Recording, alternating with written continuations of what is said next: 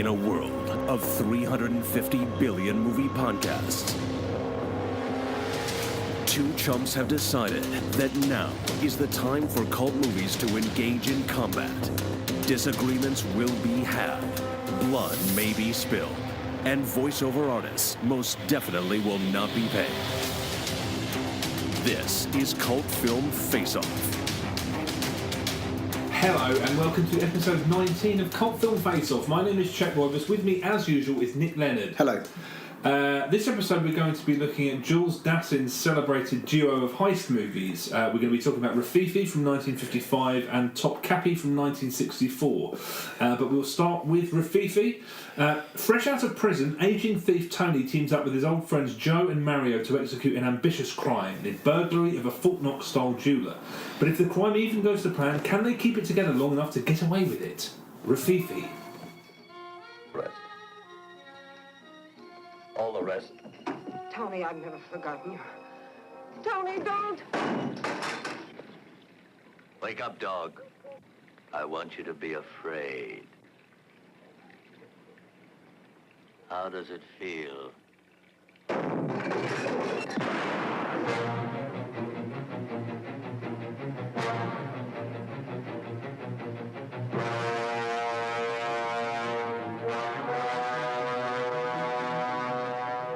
Okay, so I saw Rififi many years ago. My recollection of it was not great. Had you seen it before? Yeah, I'd seen it before, a long time ago, over 10 years ago. Did you remember much? I had a really hazy recollection of it. I remembered that there was a long section with no music. There was extremely tense, which is the actual robbery itself taking place. Everything else, I remember that as soon as the brother came on who had the smack habit, I remembered that, and I do remember him having Joe having a small child. It was fragmented, but yeah. I had some recall about it. How did you feel about it watching it this time? Watching Rififi is an absolute pleasure. I mean, I loved it. I was really looking forward to it. I mean, when we talked about doing this, I was really looking forward to seeing Rififi again. It's really quite straightforward. What I love about it is that it's really just stripped back and is actually... There's not tons of subplots going on. Yeah. It's very straightforward. The opening scene, you're in a card den with an all-night poker game. You're introduced to Stefanos, played by John Servais. Tony. Yeah, Tony Stefanos. Tony Stefanos. Yeah. That is just a great performance. It's a great central performance. He's ragged. He's bitter.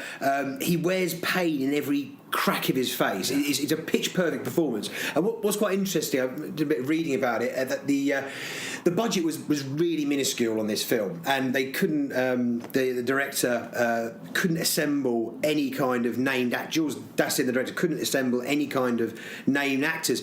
So he went for John Servais, who is a guy that used to be a big actor, but he was absolutely riddled with alcoholism and was not getting any roles at all. And he got this, and this is kind of he kind of wears that. You know, this is exactly that's the character, isn't it? So it's perfect casting, and I really like that whole group of guys. It's just a really good tight group of main characters to get your head around their types from the off. What did you think of it? I absolutely loved it. I remember I thought the world of it when I saw it. I must have been probably 13 or 14, and I thought it was superb.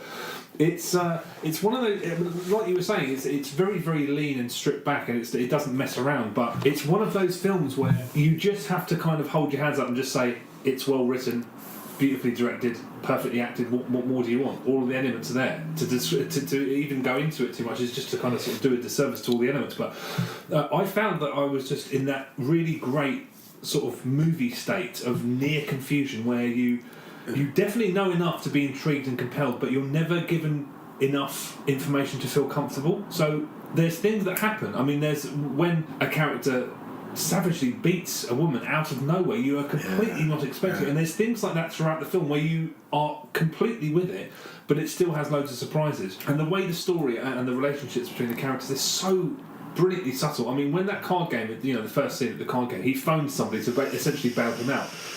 And you're immediately thinking, what's their relationship? And there's just that exchange where he says on the phone, no, that was your godson on the phone. And you're just drip-fed information like that until you find out that he was in prison, and you find out a little bit of his backstory, and you find out how those characters relate to each other. It's beautifully done. It's the kind of thing that's not... There's kind of subtleties as well. What I liked about it is that, you know, he named his son after Tony. Yeah. You know, you're not overloaded with you know, details about characters. That it's really kind of straightforward. The relationships, the cinematography. I don't think I've ever seen Paris look so oppressive and grey the entire time. Yeah, it's amazingly grim. They use real locations the whole way. There's no sets, which adds another level of realism to proceedings. And the fact is, you get to see this fantastically staged and orchestrated heist in its entirety. There's a couple of flash forwards in terms of when they're doing the drilling and everything, but I was absolutely on the edge of my seat through that entire half hour. They run into all sorts of problems, some of which you will have, you know, some of which you foresee, and others you don't. But it's that mild confusion thing again, where for a moment that somebody gets under the safe when they're trying to move it, and it's like, what's going on here? Why and then, oh right, okay, and there's a beautiful bit where the drill breaks, and, and then someone just pulls out another one. Yeah. All of that, and it doesn't labour over those surprises. It doesn't sort of make a meal out of them. They're just little moments that just sort of, and it's perfect. I mean, I think it's about 20-25 minutes that the heist, and it's gripping. I do wonder. I was thinking though, as I was watching, because they've disabled the alarm. They don't really have to be silent when they're... But I suppose the thing is, in those days, there's no reinforced double-glazed glass. I think that they're being so aware of anybody being outside the building at that time in the morning that I think that that's probably right. I mean, I think it's just they keep making noises on the soundtrack that are way louder than the noise they would make if they whispered. So I think it's partially a stylistic choice. I think it's deliberately a style thing. Yeah. Because in its own way, the idea of those men not communicating at all is as idiotic as, you know, Reservoir Dogs, them all wearing matching suits and then meeting at that diner beforehand. I mean, they're both stylistic choices expressive. I think that just elevates though how well they're working as a team. You just think they are such a well-oiled unit, considering the fact that they've never done a job together before. And it's completely and utterly gripping. I do wonder how many versions sort of came out in the edit, because... Well, I was reading that they had, because the composer of the film sat down with the director, and the director said, look, I want to run this whole sequence at me, and the composer went, look, you'll thank me later, I'm going to compose for this high sequence. They sat down and ran through the rushes with his composed music and without it, and the composer said, do you know what, this doesn't need music. So it was actually the composer's idea? Really? Yeah. Did he come out with that after Jules Dassin had passed away, or is this something that... No, this is when there's no.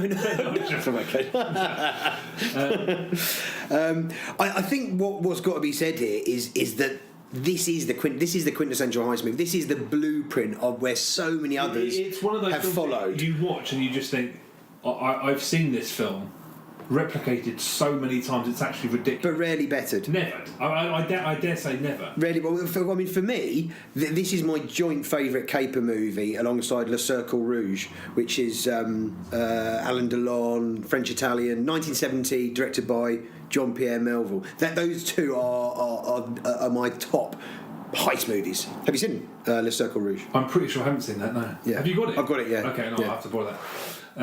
As is completely customary, the gang's downfall is kind of orchestrated around each of the characters' flaws, but it isn't predictable, because normally in films like this you can see plot movements like that coming a fucking mile away, and I didn't see any of this coming. Although there's something so fitting about the way everything pans out, I didn't see it coming, and it's just one of those movies that you just have to say is exceptionally well made and just hold your hands up. What do you think of, so you got the middle segment is very much the heist, and then the latter segment is when it all unravelling.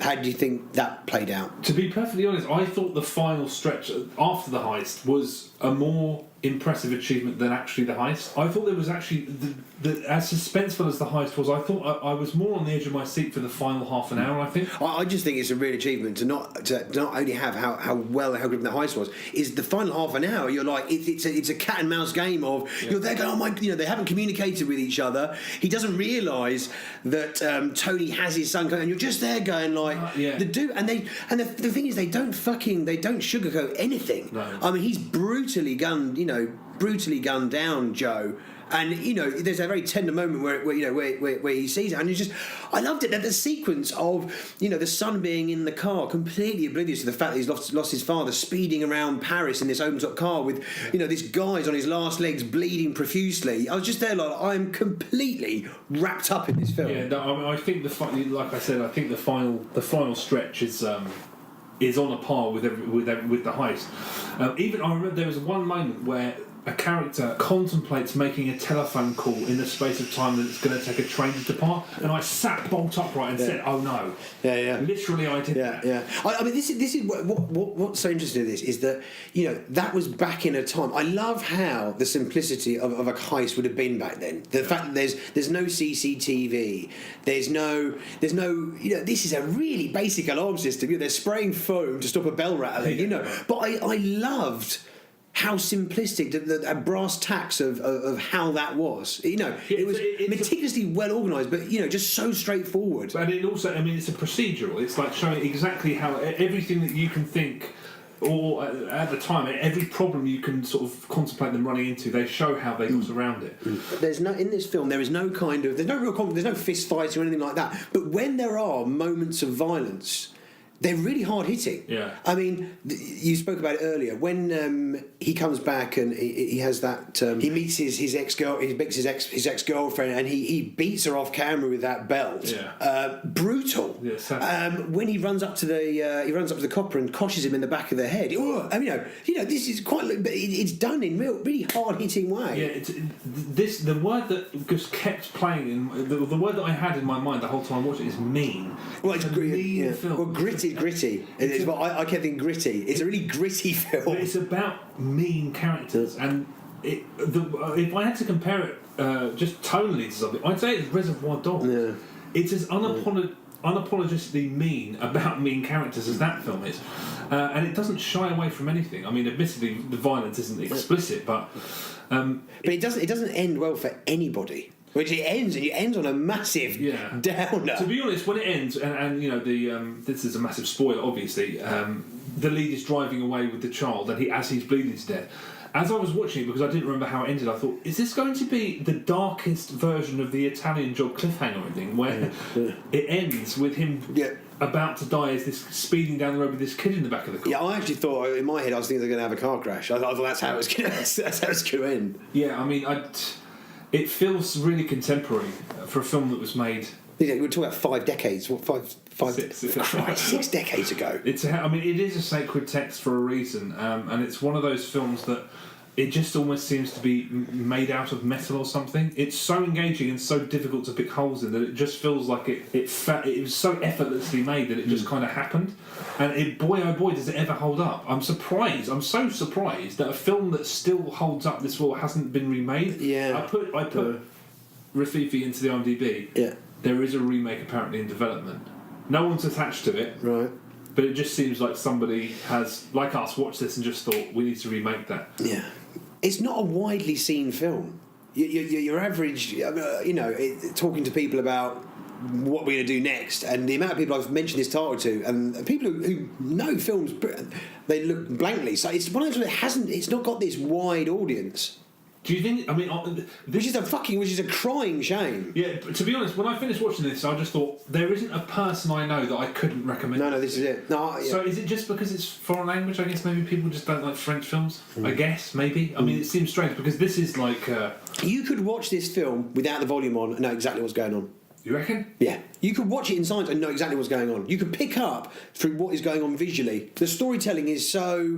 that's probably true, thinking about it. Yeah, so clear and concise. You could watch it without any volume. Again, just going back to the heist briefly, it's just the pleasure of watching something and just like, okay, how are they going to deal with that? How are they... And I don't want to spoil it if you haven't seen it, but how do you deal with... We've already spoiled it quite a bit. Okay, all right, fuck it then. I was watching it, hang on a minute, they haven't dealt in the slightest with how they're going to drill a hole in the ceiling, take away the masonry, and then what are they going to do with all the fallen masonry? It's great. The umbrella, it's brilliant. And then they pick all the rubber. Yeah. There's your answer. Yeah. It's a really pleasurable film.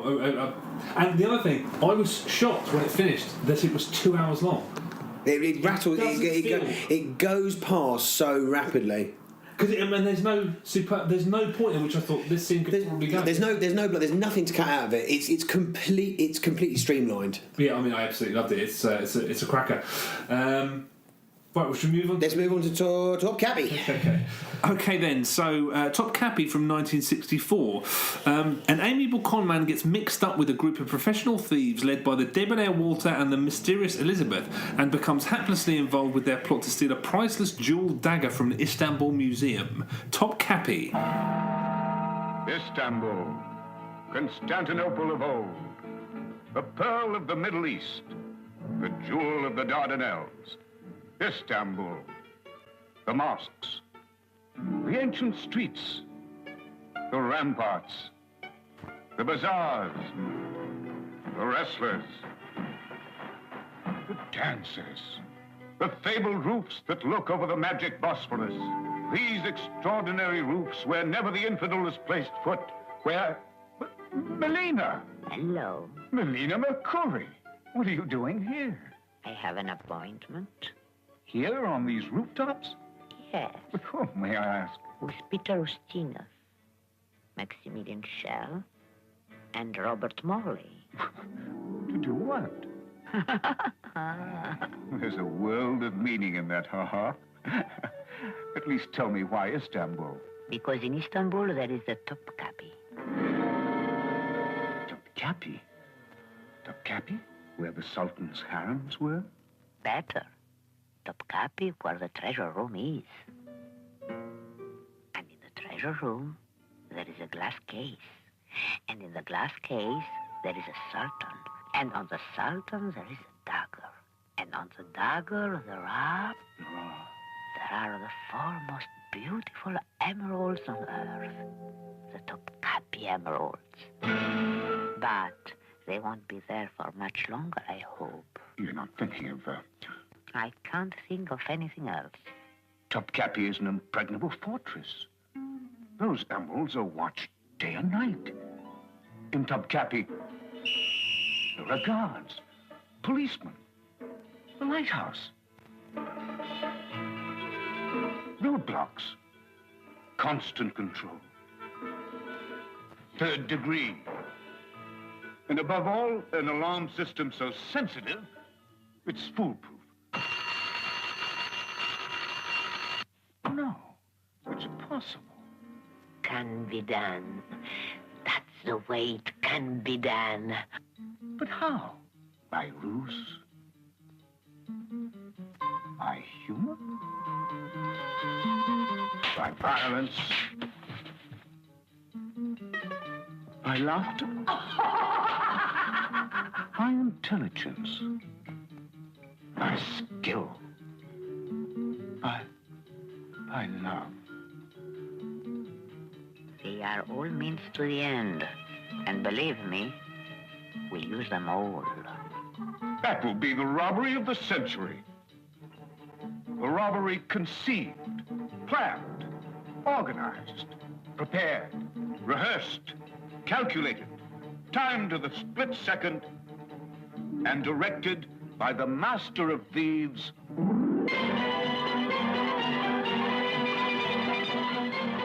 Okay, Topkapi, I had never seen this. I've heard about it quite a bit over the last sort of 5 or 6 years. What about you?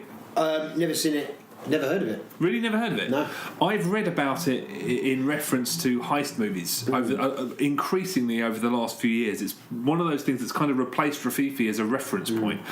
I hadn't seen it either, but when it started, I thought, oh, God, no, because it starts and there's sort of vaguely hallucinatory visuals and there's jarring edits and crash zooms and cuts. I was like, oh, God, this is going to be one of those 60s films that I just cannot fucking tolerate. Thankfully, it's just that beginning bit that's like that.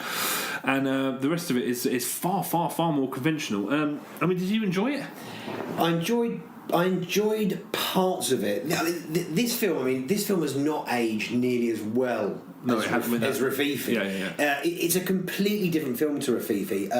Rififi is a far more gritty affair. This is a film which has assembled a very international cast of character actors in lots of sunny locations. It's much lighter in tone. It feels a lot like a spoof stage play at times. I mean, there's things I really liked about this. There's things that I found, I had problems with in this. Elizabeth Lipp, who is the first character that we meet, she's meant to come across as this kind of vampy femme fatale. She just comes across as like super creepy and really leering, and she's really hard to understand. She's got a heavily French accent. She's heavily French accent. She's Greek, and her accent is incredibly thick. Yeah, the line delivery, and it's actually a lot of her lines appear to have been redubbed. So that you can see that the dubbing's not good on her.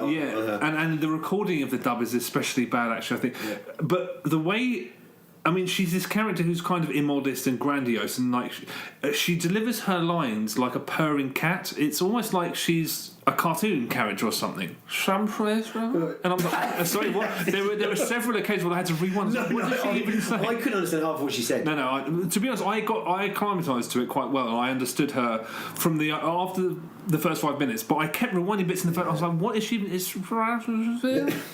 I was like, what the fuck? She's supposed to be a sultry, slightly predatory, femme fatale, like you said. I got used to that, but at first I was just like, what the fuck is? I thought I had a dodgy version of the film. Cedric Page, his toy shop of horrors. I think it's one of the scariest collection of kids' toys committed to celluloid. No doubt. He was good though. Morley was really good. Morley is a great character actor. Ustinov is really good as the bumbling, inept wheeler dealer. He got an Oscar. I know, for that performance. I know, but the weird thing is that it's a supporting Oscar when he's clearly he is the film. He's the main.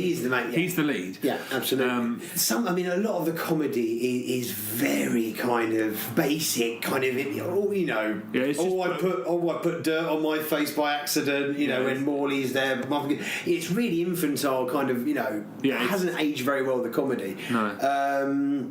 I really like though the setup of only using amateurs on a heist job. That's a really interesting angle to go through, is that none of these people have ever done a heist job before. I thought that was the one bit of movie slightly daft. But I've never seen that. That's true. I've never seen a heist movie where they assemble a group of people who've never done a heist before. No, I've not seen that either. But I thought it was quite weird how, as soon as they were assembled, they were the most professional bunch of people you'd ever met. It seemed almost like a quirk in the script to say that they hadn't done anything, because that wasn't really a facet of the plot. It wasn't about watching people learn how to do something. They just were professionals straight away. So I agree with you that it was an interesting idea, but the film didn't really explore it. It was a traditional heist movie with that little sort of kink in the script. I wanted them to be bumbling and to fuck everything up, but they seemed to. Well, no. As soon as the job started happening, it went smooth. It went smooth as silk. There is like I think there's slightly too much humour. It's this. I think this film. I mean, admittedly, I'm not sure what to compare it to, but at the time, this seems like a very, very quintessential Hollywood concoction. Lots of humour, crowd pleasing. And obviously, tons of budget compared to Rififi as well. This is a big budget production. Yeah, tons of extras, tons of costumes. Named actors. Yeah, but there's. I mean, Peter Ustinov is brilliant. He's often brilliant, and he's just one of those guys who's just incredibly talented. But at times, his character's not far away from being Inspector Clouseau. It's like they kind of toy with what a bumbling idiot he is from his. It's one of those. It's a crowd pleasing Hollywood production. I mean, that's what it is. It's a lot more. I mean, there are times. Initially, I started to think that with the put upon every man as the hero, there were sort of shades of Hitchcock about it. But it is just a big, kind of empty crowd pleaser. I enjoyed it. It was it's like a marquee big. Look, everyone's going to be entertaining. There's something for everyone. There's a bit of everything. But one thing that I found really interesting is that the heist. I wasn't aware of this because I'm pretty sure when the Brian De Palma Mission Impossible film, which is a film I absolutely love, came out, I'm pretty sure I remember critics citing Rififi as being the inspiration behind the heist at the CIA headquarters. It's clearly Topkapi. There are stretches of it, and I was like, I guarantee if you put that alongside, there are shots, exact shots that match up. So I mean, that's Brian De Palma ripping off Topkapi, but this heist is much more about spectacle. Whereas Rififi was actually, you were kind of fascinated in it. Whereas this, I never thought any moment that there was any danger of them. There was never alluding to, could it go, apart from where he's slightly the guy that's suspended on the harness. He's slightly at only one point. He slightly looks like he's going to drift into it, and then he just grabs it. That's right. Yeah. There's no other tension in that scene. It's perfectly well put together with cutbacks to Ustinov and everything, but there was nowhere near as much tension as there was in the Rififi heist. And no surprises. I mean, like, there was a couple of little bits where I thought when they took off the gate, pulled it up, he swung in and they basically hooked it back on. And I was like, okay, but it's nowhere near the level of Rififi where you just think, how are you going to start? Oh, shit! And they thought of everything. Yeah. There's not really much to think about here. You just want to, look at the spectacle of an acrobatic man sailing down into the middle of a museum, retrieving something, and it's perfectly fine. But the problem is that we are comparing it to one of the greatest heist scenes of all time. It's functional as opposed to groundbreaking. Yeah, and it's just all about. It's not really about the actual nuts and bolts of why they're doing it. It's just about, hey, this is a cool thing to look at. This is not untrue at all. But yeah, I mean, this is also despite being almost exactly to the minute as long as Rififi, this felt overlong and bloated. Yeah. Rififi had every reason to be as long as it was, and this is slower. It's much more indulgent. Some scenes, like the big scene at the wrestling event, they really go on. It should not be. It went on and on and on. Yeah, terrible. I mean, I don't mean terrible. That's an overstatement. But it's just flabby. It's a flabby big. Yeah, it was like a very comedic caper territory as opposed to the Grutta brothers. You actually got a bit of. They were nasty, those three brothers that ran that. Yeah, I mean, you can barely compare the films. I mean, I suppose what attracted to him is doing another heist film, but this is night and day. Yeah. But in its own way, this is as. There's a part of me that would really like to. We should have maybe looked at doing Rififi against the Circle Rouge, because you've got two serious caper movies. Yeah. Well, I mean, they're so tonally different, these two films. Yeah, I mean, the other thing is that it doesn't. I mean, the heist doesn't live up to the weight because it takes so long to get there, and it's not obsessed with detail. It's more about spectacle. And it's as long, if not longer, than the Rififi heist. I think you're probably right. It's not bad. I mean, the problem is watching these two films at such close proximity. This could have been far more impressive if we hadn't watched them sort of so close together. But this is very much a piece of mass market light entertainment. I'd say. This film almost has exactly the same tone as those Steven Soderbergh Ocean's 11 films, where you're clearly supposed to just enjoy being around these people and just hanging out with them and then watching them do a crime. And the ending, when they finally get pinched at the very, very end, I was like, whoa. And then they're in an amazingly dark hellhole of a prison. And it ends with this theoretical situation of them running through the snow in Russia trying to do another run. But they're in a horrible, horrible prison all of a sudden. That's a fucking weird ending. But the upbeat nature. Well, it just reminded me of a sort of glossy musical ending. Yeah, exactly. They're all going to break out into singing in the snow. Everything's happy, although. It appears to be like they're in a living hell. It's a concoction. It's what do they call? Yeah, it's fluffy. What's the word? It's frothy. That's the fucking word. It's a frothy Hollywood production that is entertaining, but you can't. It was probably a bad choice to put them up against each other. But I've been. Topkapi is a title that I keep coming across in film reviews when they're referencing heists. I can't remember which ones, but I enjoyed watching this. I just thought it was overlong. And kind of just the thing is, it just pales. It just pales when you're putting a mirror up to this and Rififi. Yeah, there's no. There's some good character. There's some good character acting. There's some less good character acting. Ustinov's really enjoyable to watch. Morley's really enjoyable to watch. The locations. I mean, you're there in these beautiful locations. It's very easy on the eye, but it is light and fluffy. Yeah, you're not supposed to remember it the week after. It's just one of those classic Hollywood productions. They still make them today. Great locations, a bunch of people who it's like fun to hang around with, a spectacular crime of some kind. They still make them today. It's Hollywood 101. It's more interesting than a lot of those films. I think the director brings something to it, and the actors, of course. But yeah, I mean, which is the better film? Well, I think it's a foregone conclusion. Topkapi, yeah.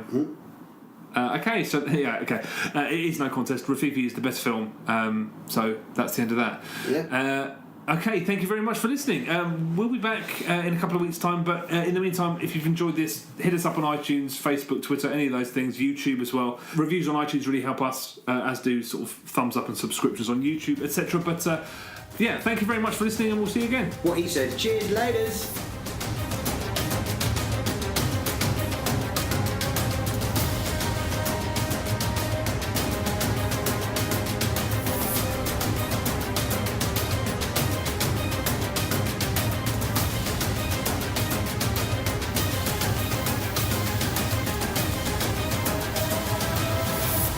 Cult Film Face-Off.